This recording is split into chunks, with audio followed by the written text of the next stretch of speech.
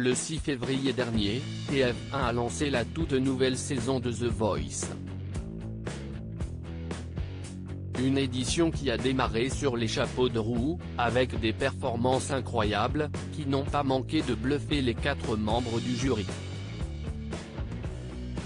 Cette année, les téléspectateurs ont retrouvé Amel Bent, Marc Lavoine, mais aussi Florent Pagny.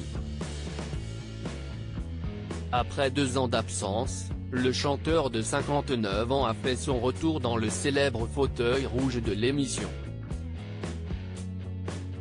Quant à Vianney, il est le petit nouveau de la bande.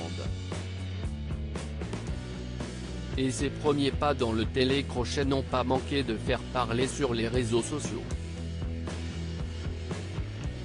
En effet, les internautes ont salué la pertinence de ses remarques à chaque fin de prestation. D'autres ont gentiment pointé du doigt sa façon de s'asseoir dans son fauteuil de coach. Lors de cette 3e soirée consacrée aux auditions à l'aveugle, les téléspectateurs ont fait la connaissance de Vincent Poix, alias le rappeur The Vivi. Si ce dernier a fait sensation avec sa reprise de Suicide de Social d'Orelsan, certains de ses anciens tweets ont refait surface.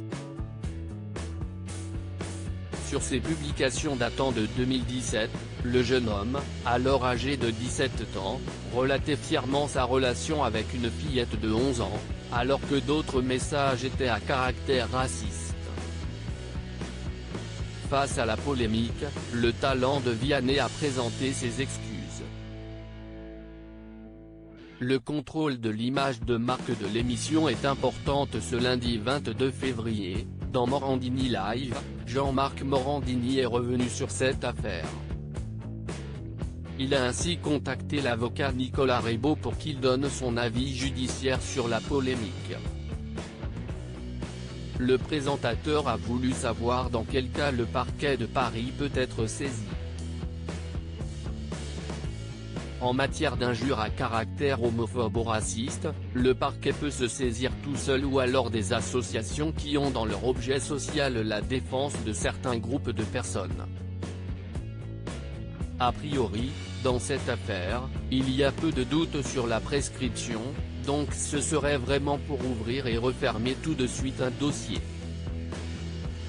La prescription est très courte, elle est d'1 an.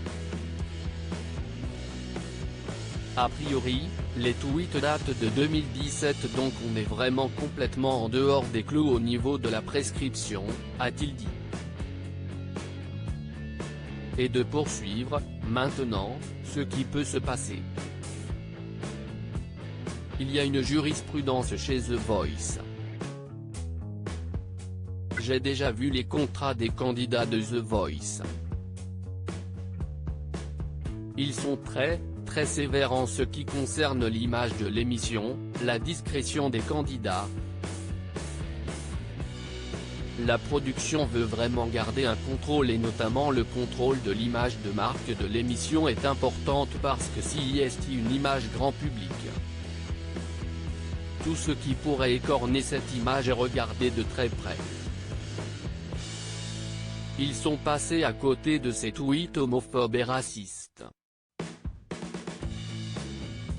En revanche, peut-être qu'ils peuvent considérer qu'il y a une atteinte à ce contrat-là et sans forcément prendre la décision de l'exclure du jeu, lui demander, comme ça avait été le cas pour la candidate Ménel, de se retirer sans faire trop de bruit.